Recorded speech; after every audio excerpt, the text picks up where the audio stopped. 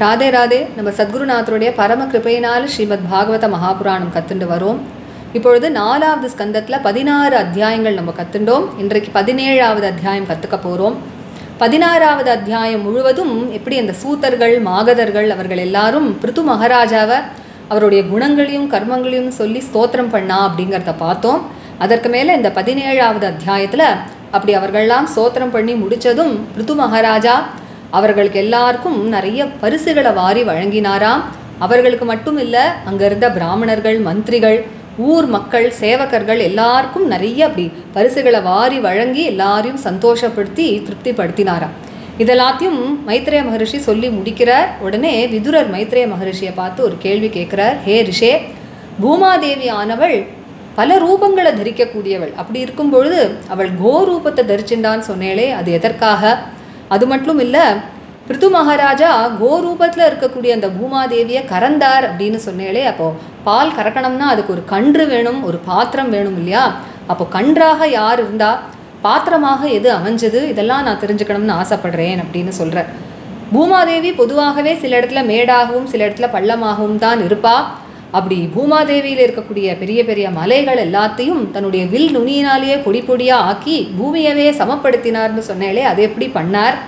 தேவேந்திரன், அதாவது ஸ்வர்க்கத்துக்கே அதிபதியாக இருக்கக்கூடிய இந்திரன் இவருடைய 100வது அஸ்வமேத யாகத்தில் இருந்த குதிரையை எதற்காக திருடினான்? சனத்குமாரிடத்துலேருந்து உயர்ந்த ஞானத்தை பெற்றார் பிருத்து மகாராஜான்னு சொன்னாலே, அந்த ஞானத்தை எப்படி அனுஷ்டானம் பண்ணி அவர் உயர்ந்த கதியை அடைஞ்சார்? இதெல்லாம் எனக்கு எடுத்து சொல்லுங்கோ அப்படின்னு கேட்குறார். எதனால் அப்படின்னா, விதுரருடைய இஷ்ட தெய்வம் யாருன்னா பகவான் ஸ்ரீ கிருஷ்ணன். அப்போது இந்த அவதாரங்கள் எல்லாமே கிருஷ்ணனுடைய பூர்வ அவதாரங்களாக இருக்கிறதுனால அவர் சொல்கிறார், கிருஷ்ணனுடைய பூர்வ அவதார கதைகள் எல்லாம் கேட்குறதுக்கே அவ்வளவு இனிமையாக இருக்கும் இல்லையா? அதனால் அதெல்லாம் நான் தெரிஞ்சுக்கணும்னு ஆசைப்படுறேன், அதனால் எனக்கு எடுத்து சொல்லுங்கோ அப்படின்னு கேட்குறார். அதனால் விதுரருடைய அந்த ஒரு ஆர்வத்தை பார்த்து மைத்ரேய மகரிஷிக்கும் அத்தகைய ஒரு ஆர்வம் ஏற்பட்டு தான் இந்த கதைகளெல்லாம் சொல்லணும் அப்படின்னு. அதனால் விதுரரை புகழ்ந்து பேசிட்டு இப்போ அந்த கதையெல்லாம் சொல்ல ஆரம்பிக்கிறார். சொல்கிறார், ஹே விதுரா, அப்படி பூமிக்கே ராஜாவாக பிருத்துவை எல்லாரும் முடிசூட்டினார்கள் இல்லையா? அந்த சமயம் என்ன ஆச்சு அப்படின்னா, அந்த நாட்டில் பெரிய ஒரு பஞ்சமானது ஏற்படுறது. எங்கே பார்த்தாலும் தானியங்களே கிடைக்காம சாப்பிட்றதுக்கு ஆகாரமே இல்லாமல் எல்லா ஜனங்களும் பசியில் அப்படி வாடி வதங்கி எலும்பும் தோலுமாக ஆயிட்டாலாம் எல்லா பிரஜைகளும். உடனே அவர்கள் எல்லாரும் தங்களுடைய நிலையை எடுத்து ராஜாவிடத்தில் போய் முறையிடுவோம் அப்படின்னு சொல்லி எல்லாரும் பிருத்து மகாராஜாவை பார்க்க வரா. வந்து ராஜா இடத்துல சொல்கிறா, ஹே ராஜன்னு, ஒரு பெரிய மரத்தினுடைய பொந்துக்குள்ளே ஒரு நெருப்பானது எரிஞ்சுட்டே இருந்ததுன்னா எப்படி கொஞ்சம் கொஞ்சமாக அந்த மரமானது வாடி வதங்கி பட்டு போயிடுமோ, அது மாதிரி எங்களோட வயத்துக்குள்ளே ஜாட்டராக்னி அப்படிங்கிற ஒரு அக்னியானது எங்களெல்லாம் தகிச்சுட்டே இருக்குது. அதை அணைக்கிறதுக்கு ஆகாரம் போடணும் இல்லையா? அது கொடுக்கறதுக்கு ஆகாரம் இல்லாததுனால அந்த அக்னியானது எங்களை கொஞ்சம் கொஞ்சமாக எரிச்சுட்டே இருக்குது. அதனால் நீங்கள் தானே இப்போ எல்லா ஜனங்களுக்கும் ராஜாவாக உங்களை முடி சூட்டியிருக்கா. அதனால் நாங்கள் எல்லாரும் வந்து உங்களை தான் சரணாகதி பண்ணுறோம். நீங்கள் தான் எங்களை காப்பாற்றணும். எப்படியாவது எங்களோட பசியை போகும்படி நீங்கள் தான் ஆகாரத்துக்கு ஏற்பாடு பண்ணணும். அது மட்டும் இல்லை, நீங்கள் எங்களோட நாதனாக இருக்கிறதுனால எங்களுக்கு ஜீவனத்துக்கு ஒரு உபாயத்தையும் நீங்கள் தான் ஏற்பாடு பண்ணணும் அப்படின்னு அவர்கள்லாம் வந்து முறையிடுறா. உடனே அந்த ஜனங்களோட பரிதாபமான ஒரு நிலையை பார்த்துட்டும் அவர்களுடைய புலம்பல் எல்லாம் கேட்டுட்டு பிருத்து மகாராஜாவுக்கு மனசுக்குள்ளே அத்தகைய ஒரு கருணை ஏற்பட்டுதான். உடனே ரொம்ப நாள் உட்காந்து யோசித்து பார்க்குறார், இதற்கு எந்த காரணம் அப்படின்னு. காரணம் என்னவா இருக்கும் அப்படின்னு யோசித்து பார்க்குறார். அப்படி ரொம்ப நாள் யோசித்ததும் அவருக்கு ஒரு விஷயம் தோன்றித்தான், இதுதான் காரணமாக இருக்கக்கூடும் அப்படின்னு. என்ன அப்படின்னா, பூமாதேவி தன்னுடைய ஓஷதிகள், அந்த தானியங்கள் எல்லாத்தையும் தனக்குள்ளே மறைச்சிண்டு வெளியில் கொடுக்காமல் இருக்கிறதுனால தானே ஜனங்களுக்கெல்லாம் அத்தகைய ஒரு ஆகாரம் இல்லாமல் இருக்குது. அதனால பூமாதேவி தான் இத்தகைய ஒரு பஞ்சத்துக்கு காரணம் அப்படின்னு பூமாதேவி மேலே அத்தகைய ஒரு கோபம் ஏற்பட்டு தான் பிருத்து மகாராஜா உடனே என்ன பண்ணுறார், தன்னுடைய வில்லையும் அம்பையும் எடுத்துண்டு பூமாதேவியவே அழிக்கிறேன் அப்படின்னு கிளம்பிட்டாராம். எப்படி பரமசிவனுக்கு கோபம் ஏற்பட்டதுன்னா அப்படி உலகங்கள் எல்லாம் அழிப்பாரோ அத்தகைய கோபத்தோட கிளம்புறார். உடனே பிருத்து மகாராஜா தன்னை அழிக்கிறதுக்காக வில்லையும் அம்பையும் ஏந்திண்டு கிளம்பிட்டார்னு உடனே பூமாதேவி பயந்து போய் நடுநடுங்கி உடனே என்ன பண்ணுறா அப்படின்னா, ஒரு கோ ரூபத்தை எடுத்துண்டு அப்படி தப்பிச்சு ஓடுறதுக்காக ஓடுறாளாம். பூமாதேவி எப்படி ஓடுறா அப்படின்னு சொல்கிறார், ஒரு வேடன் துரத்தினாக்க ஒரு மானானது பயந்துண்டு எப்படி வேகமாக ஓடுமோ அப்படி பயந்துண்டு ஓடுறாளாம். தன்கிட்டேந்து தப்பிச்சுண்டு பூமாதேவி ஓடுறாங்கிறத பார்த்ததும் பிருத்து மகாராஜாவுக்கு இன்னும் அதிகமாக கோபம் வந்துதான். அதனால் அவரோட கண்கள்லாம் செவக்கிறதாம். எப்படி இருக்குன்னா, காலங்காத்தால் உதிக்கக்கூடிய சூரியன் எப்படி செக்கச்செவேல்னு இருக்குமோ அப்படி அவருடைய கண்கள்லாம் செவந்துதாம். உடனே பூமாதேவி எங்கெல்லாம் ஓடுறாளோ அங்கெல்லாம் பிருது மகாராஜாவும் கையில் வில்லும் அம்புமாக அவளை துரத்தின்றே போகிறார். எங்கெல்லாம் ஓடுறா அப்படின்னா எல்லா திக்குகள்லேயும் ஓடுறா.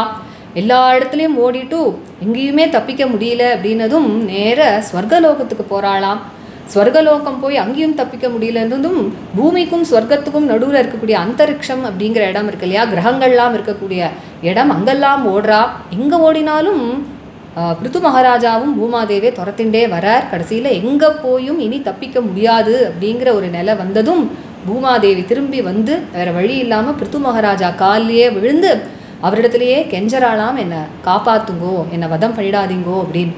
அப்போது இந்த 17வது ஸ்லோகத்தோடு நம்ம இந்த செஷனில் கற்றுண்டு அது வரைக்கும் கற்றுண்டு அதுக்கப்புறமாக எப்படி பூமாதேவி எப்படி பிருது மகாராஜா இடத்துல கெஞ்சி கேட்குறா அப்படிங்கிறதையும் பிருது மகாராஜா அவளுக்கு எப்படி பதில் சொல்கிறார் அப்படிங்கிறதையும் தரணி தேவி பண்ணக்கூடிய ஒரு ஸ்தோத்திரமும் அமைஞ்சிருக்கு இந்த 17வது அத்தியாயத்தில். இது எல்லாத்தையும் நம்ம அடுத்த செஷனில் கற்றுக்கலாம். இந்த செஷனில் முதல் 17 ஸ்லோகங்களை கற்றுக்கலாம். ராதே ராதே. गोपिका जीवनस्मरणं गोविन्द गोविन्द सद्गुरुनाथ महाराज की जय।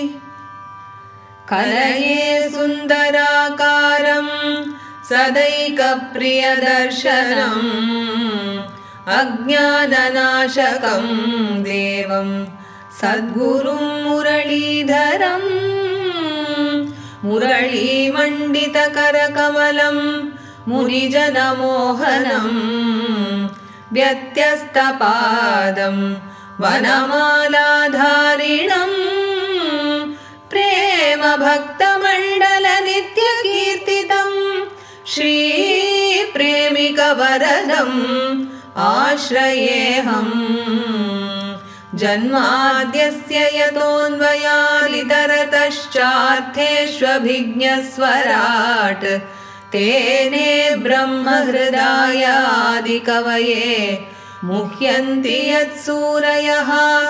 तेजो वारिमृदां यथा विनिमयो यत्र त्रिसर्गो मृषा धाम्ना स्वेन सदा निरस्तकुहकम् सत्यं परं धीमहि।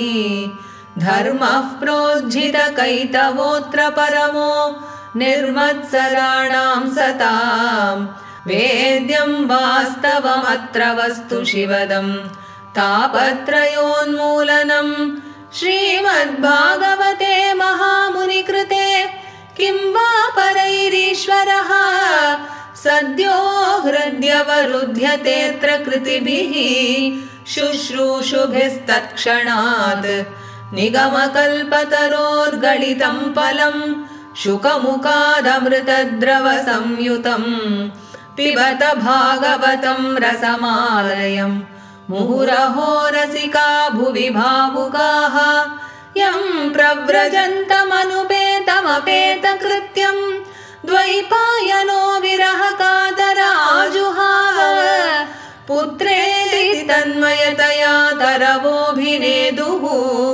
तं सर्वभूतहृदयं मुनिमानतोऽस्मि। यस्वानुभावमखिल श्रुतिसारमेकम् अध्यात्मदीपम् अतितितीर्षतां तमोऽन्धं संसारिणां करुणयाः पुराणगुह्यं तं व्याससूनुमुपयामि गुरुं मुनीनां।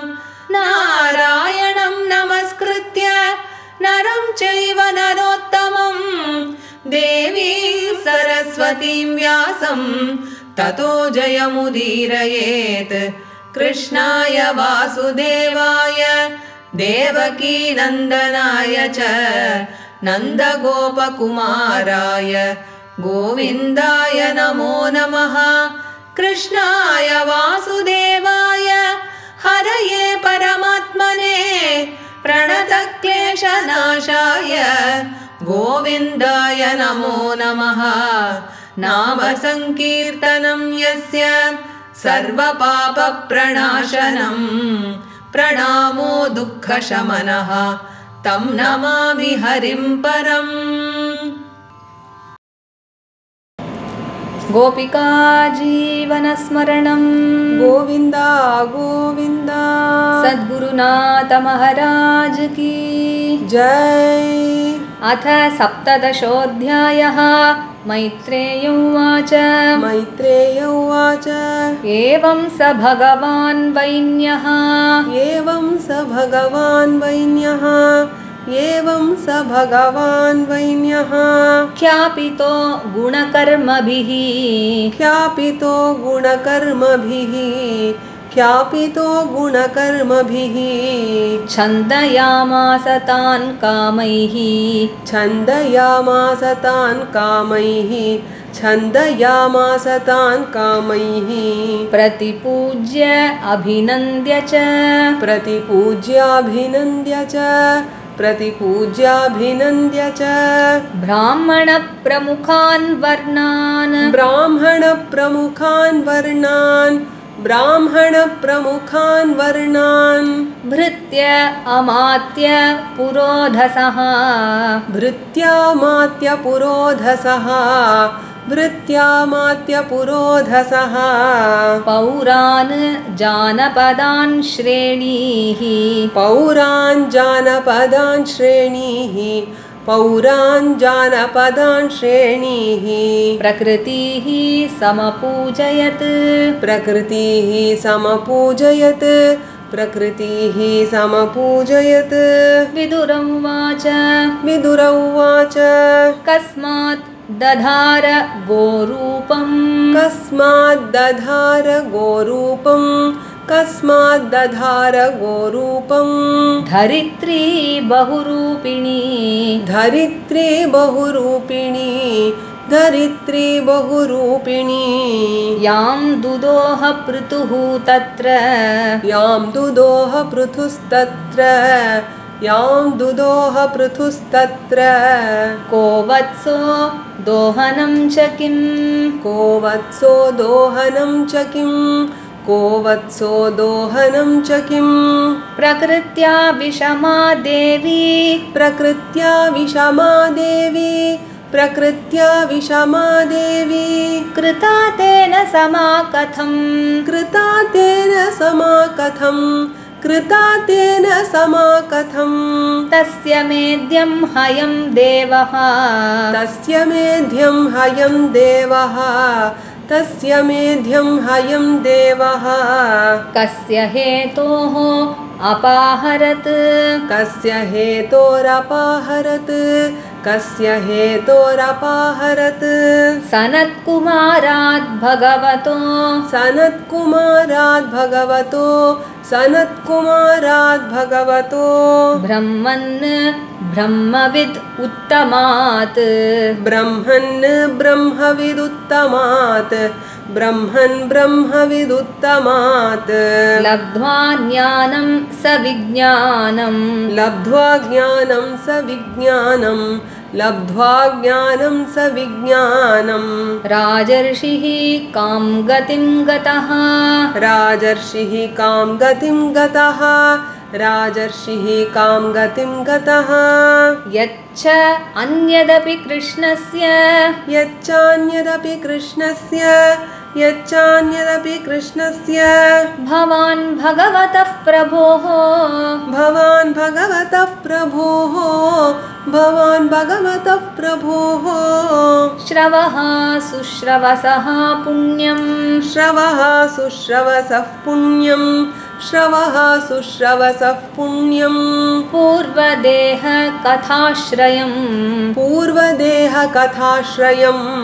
पूर्वदेह कथाश्रयं भक्ताय मे अनुरक्ताय भक्ताय मेनुरक्ताय भक्ताय मेनुरक्ताय तव च अधोक्षजस्य च तव चाधोक्षजस्य च तव चाधोक्षजस्य च वक्तुम् अर्हसि यो अदुह्यत् वक्तुमर्हसि यो दुह्यत् वक्तुमर्हसि यो दुह्यत् वैन्यरूपेण गाम् इमां वैन्यरूपेण गामिमां वैन्यरूपेण गामिमां सूत उवाच सूत उवाच चोदितो विदुरेण एवं चोदितो विदुरेणैवं चोदितो विदुरेणैवं वासुदेव कथां प्रति वासुदेव कथां प्रति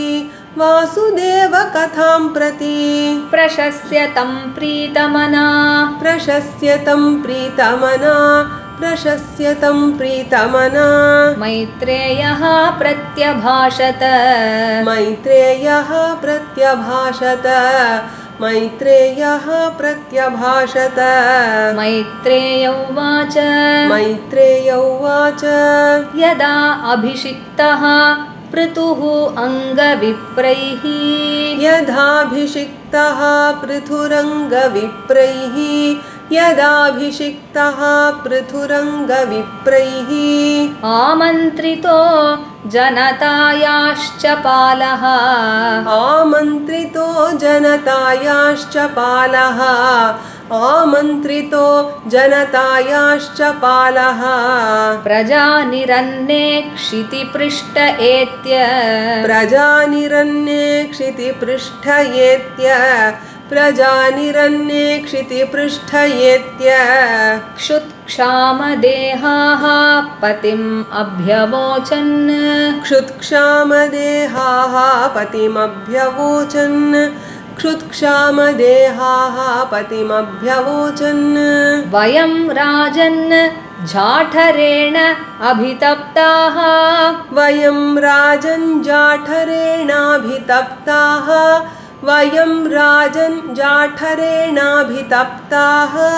यथा अग्निना कोठरस्तेन वृक्षाः यथाग्निना कोटरस्थेन वृक्षाः यथाग्निना कोटरस्थेन वृक्षाः त्वाम् अद्य याताः शरणं शरण्यं त्वामद्य याताः शरणं शरण्यं त्वामद्य याताः शरणं शरण्यं यः साधितो वृत्तिकरः पतिर्नः यः साधितो वृत्तिकरः पतिर्नः यः साधितो वृत्तिकरः पतिर्नः तन्नो भवान् ईहतु रातवे अन्नं तन्नो भवान् ईहतु रातवेन्नं तन्नो भवान् ईहतु रातवेन्नं क्षुधार्दितानां नरदेवदेव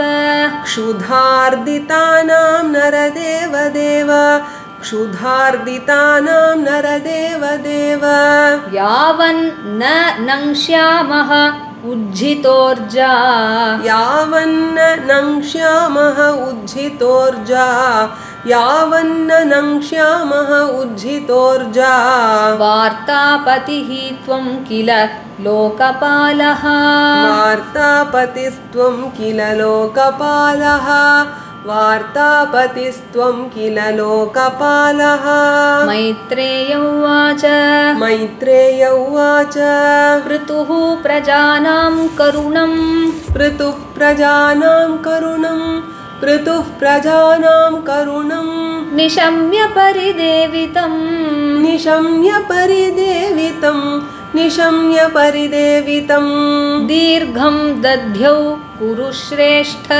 दीर्घं दध्यौ कुरु श्रेष्ठ दीर्घं दध्यौ कुरु श्रेष्ठ निमित्तं सो अन्वपद्यत निमित्तं सोऽन्वपद्यत निमित्तं सोऽन्वपद्यत इति व्यवसितो बुद्ध्या इति व्यवसितो बुद्ध्या इति व्यवसितो बुद्ध्या प्रगृहीतशरासनः प्रगृहीतशरासनः प्रगृहीतशरासनः सन्दधे विशिखं भूमेः सन्दधे विशिखं भूमेः सन्दधे विशिखं भूमेः क्रुद्धः त्रिपुरः यथा क्रुद्धस्त्रिपुरः यथा क्रुद्धस्त्रिपुरः यथा प्रवेपमाना धरणी प्रवेपमाना धरणी प्रवेपमाना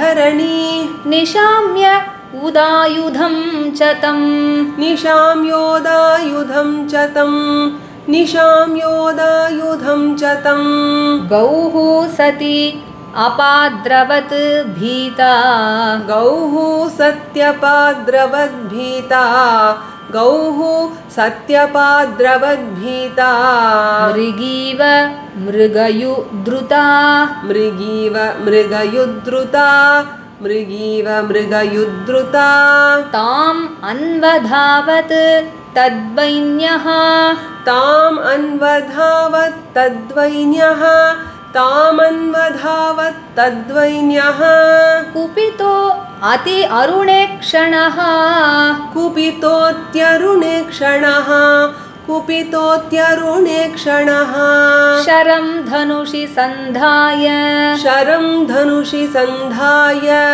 शरं धनुषि सन्धाय यत्र यत्र पलायते यत्र यत्र पलायते यत्र यत्र पलायते सादिशो विदिशो देवी सादिशो विदिशो देवी सादिशो विदिशो देवी रोदसी च अन्तरं तयोः रोदसी चान्तरं तयोः रोदसी चान्तरं तयोः धावन्ति तत्र तत्र एनं धावन्ति तत्र तत्रैनं धावन्ति तत्र तत्रैनं ददर्श अनूद्यतायुधं ददर्शानूद्यतायुधं ददर्शानूद्यतायुधं लोके न अविन्दतत्राणं लोकेनाविन्दतत्राणं लोकेनाविन्दतत्राणं वैन्यात् मृत्योरिव प्रजाः वैन्यान् मृत्योरिव प्रजाः वैन्यान् मृत्योरिव प्रजाः त्रस्ता तदा निववृते त्रस्ता तदा निववृते त्रस्ता तदा निववृते हृदयेन विदूयता हृदयेन विदूयता हृदयेन विदूयता இந்த 17 ஸ்லோகங்களை நம்ம சேர்ந்து படிக்கலாம். The first 17 shlokas. मैत्रेय उवाच एवं स भगवान् वैन्यः ख्यापितो गुणकर्मभिः छन्दयामास तान् कामैः प्रतिपूज्याभिनन्द्य च ब्राह्मणप्रमुखान् वर्णान् भृत्यामात्य पुरोधसः पौरान् जानपदान् श्रेणीः प्रकृतिः समपूजयत् विदुर उवाच कस्माद्दधार गोरूपं धरित्री बहुरूपिणी यां दुदोह पृथुस्तत्र को वत्सो दोहनं च किं प्रकृत्या विषमा देवी कृता तेन समा कथं तस्य मेध्यं हयं देवः कस्य हेतोरपाहरत् सनत्कुमारात् भगवतो ब्रह्मन् ब्रह्मविदुत्तमात् लब्ध्वा ज्ञानं स विज्ञानं राजर्षिः कां गतिं गतः यच्चान्यदपि कृष्णस्य भवान् भगवतः प्रभोः श्रवः शुश्रवसः पुण्यं पूर्वदेह कथाश्रयं भक्ताय मेनुरक्ताय तव चाधोक्षजस्य च वक्तुमर्हसि यो दुह्यत् वैन्यरूपेण गामि मां सूत उवाच चोदितो विदुरेणैवं वासुदेव कथां प्रति प्रशस्य तं प्रीतमना मैत्रेयः प्रत्यभाषत मैत्रेय उवाच यदाभिषिक्तः पृथुरङ्गविप्रैः आमन्त्रितो जनतायाश्च पालः प्रजानिरन्नेक्षितिपृष्ठयेत्य क्षुत्क्षामदेहाः पतिमभ्यवोचन् वयं राजन् जाठरेणाभितप्ताः यथाग्निना कोठरस्थेन वृक्षाः त्वामद्य याताः शरणं शरण्यं यः साधितो वृत्तिकरः पतिर्नः तन्नो भवानी हतुरातवेन्नं क्षुधार्तितानां नरदेवदेव यावन्न श्यामः उज्झितोर्जा वार्तापतिस्त्वं किल लोकपालः। मैत्रेय उवाच पृथुः प्रजानां करुणं निशम्य परिदेवितं दीर्घं दध्यौ कुरु श्रेष्ठ निमित्तं सोन्वपद्यत इति व्यवसितो बुद्ध्या प्रगृहीत शरासनः सन्दधे विशिखं भूमेः क्रुद्धस्त्रिपुरः यथा प्रवेपमाना धरणी निशां योदायुधं च तं गौः सत्यपाद्रवद्भीता मृगीव मृगयुद्धृता तामन्वधावत्तद्वैन्यः कुपितोऽत्यरुणे क्षणः शरं धनुषि सन्धाय यत्र यत्र पलायते सा दिशो विदिशो देवी रोदसी चान्तरं तयोः धावन्ती तत्र तत्रैनं ददर्शानूद्यतायुधं लोकेनाविन्दतत्राणं वैन्यान् मृत्योरिव प्रजाः त्रस्ता तदा निववृते हृदयेन विदूयता। श्रीहरये नमः श्रीहरये नमः श्रीहरये नमः। गोपिका जीवनस्मरणं Govind Govind.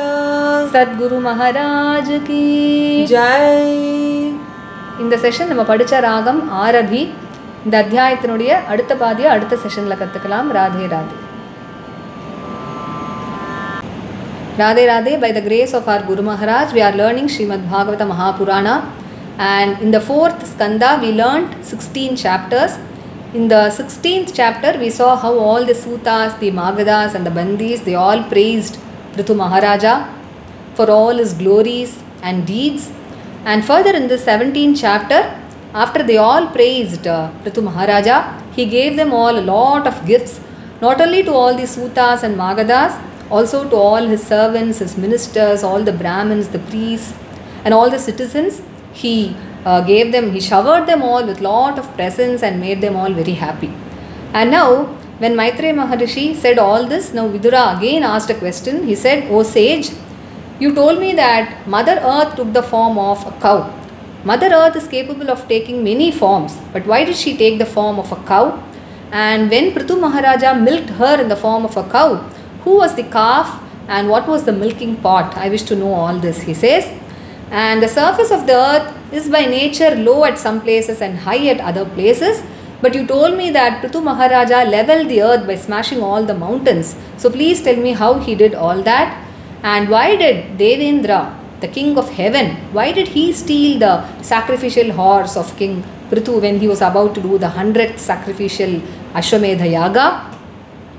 And also you told me that he received the highest knowledge from the great Sanat Kumara. So after receiving that knowledge, how did he put it into practice and attain the highest state of liberation? Please tell me all that, because all these avatars are Shri Krishna's Purva avatars. That is, it is all the incarnation of Lord Krishna. So, and Krishna is the dear deity of Vidura, and so he wishes to know about all the avatara stories of Krishna. And so he says, all these stories of Krishna's Purva avatara are all very, very pleasing to hear. So please tell me all that. And seeing Vidura's interest and devotion, Maitreya Maharishi was also inspired to tell all that. So he praises Vidura and begins to tell the story. He says, as soon as King Prithu was being coronated as the emperor of this entire globe by all the sages and Brahmanas, there was a great famine. There was a great scarcity of food grains. And due to lack of food, all the citizens, they all became very, very emaciated and skinny, and they wanted to convey their sad plight to the king. So they all approached King Prithu and said, "O king, just as when there is a fire burning in the hollow of the trunk of a tree, what happens? Slowly the fire burns up the entire tree, isn't it? So also there is a fire that is burning in our stomach, and that is the Jhataragni, and we are unable to put off that fire because we don't have food to eat. And so slowly that fire is burning us all. So we have all come now to surrender to you because you are our protector. You have been coronated as the king of this entire world. So please protect us by giving us food. Please arrange for some food for us. And not only that, you should also think of some Jivana Upaya, that is means of livelihood for all of us, because you are our protector. So after hearing all this lamentation of his subjects and seeing their pitiable condition, how thinny and skinny they were, Prithu was being so much overcome by compassion, and so he sat and contemplated for a long time as to what the reason could be for such a famine. And immediately what he guessed was that it was Bhuma Devi who was holding within herself all the food grains and all the herbs and all the plants, and that is why there is a scarcity of food in the country, and that is why all the people are suffering. And so he got extremely angry with Bhuma Devi. So immediately what he did was he took up his bow and arrow in order to strike at Bhuma Devi, like how when Lord Shiva is angry, he destroys the entire world, isn't it?